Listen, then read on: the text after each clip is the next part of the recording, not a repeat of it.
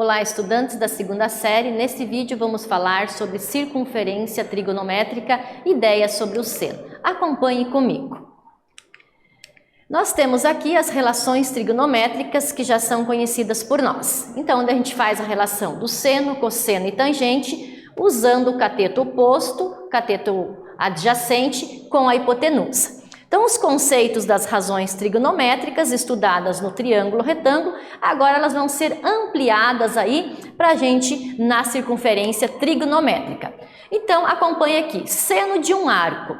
Dado um arco de medida alfa, né, conforme aqui a minha circunferência, com a extremidade P na circunferência trigonométrica, nós vamos ter. Então, observando que esse triângulo retângulo, ele é formado por essas projeções do ponto P, temos que o seno de alfa corresponde a essa ordenada P. Lembrando que dentro do nosso plano cartesiano nós temos aqui no eixo X é chamado de abscissa e no meu eixo Y que é chamada de ordenada. Nesse caso aqui, então o eixo Y ele também é conhecido como eixo dos senos. Relembrando que nos ângulos notáveis, né, dentro do seno nós temos 30, 45 e 60 graus. Dentro da tabelinha nós já aprendemos seno, cosseno e tangente. Então aqui nós temos o eixo dos senos e aqui a representação para o primeiro quadrante. Como temos no eixo Y os valores para seno dos arcos, nós também podemos completar uma tabela usando os sinais. Então, lembrando que para o seno, nós temos no primeiro e segundo quadrante sinais positivos, terceiro e quarto quadrante sinais negativos, tá?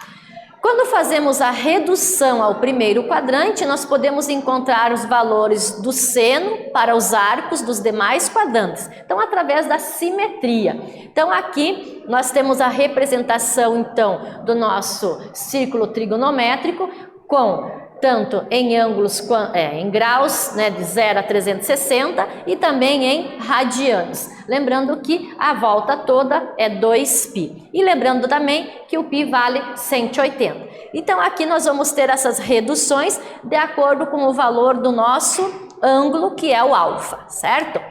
Então aqui nós temos neste esquema a redução para o segundo, para o terceiro e para o quarto quadrante. A diferença no terceiro e no quarto quadrante, que os sinais a gente tem que sempre lembrar que eles vão ser negativos. Aí nós temos um exemplo para a gente verificar isso. Então vamos descobrir os valores aproximados de seno de alfa, seno de beta e seno de teta. Sabendo que os pontos de mesma cor, conforme eu tenho aqui no meu círculo trigonométrico, eles são simétricos em relação à origem, tá? Então nós temos aqui 27 graus para alfa, 130 graus para beta e 260 para teta. Então, o que nós temos que fazer? Primeiro, a redução ao primeiro quadrante. Aí, então, levando em consideração aqui o alfa, né, que é 27 graus, veja que ele está no terceiro quadrante. O terceiro quadrante, ele é um sinal negativo. Então, como é que vai ficar? 180 mais 27, esse ângulo simétrico de alfa será 207. Só que lembre que ele já me deu o valor de seno valendo 45. Então, o que vai mudar para o 207? Ele vai ser negativo, porque ele está no terceiro quadrante. Assim também para a beta, que vale 130, ele pertence ao segundo quadrante.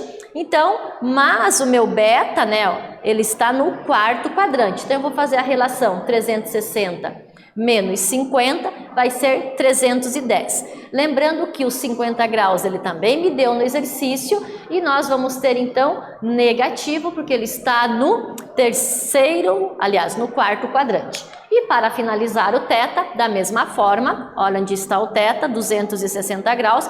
Então, logo o meu teta, fazendo a redução ao primeiro quadrante, ele vale 80 graus. Em 80 graus, 0,98. Como ele pertence ao primeiro quadrante, o meu seno é positivo e eu posso representar desta forma, certo? Então, nesse vídeo nós falamos sobre circunferência trigonométrica, uma ideia do seno. Espero que vocês tenham gostado e até breve.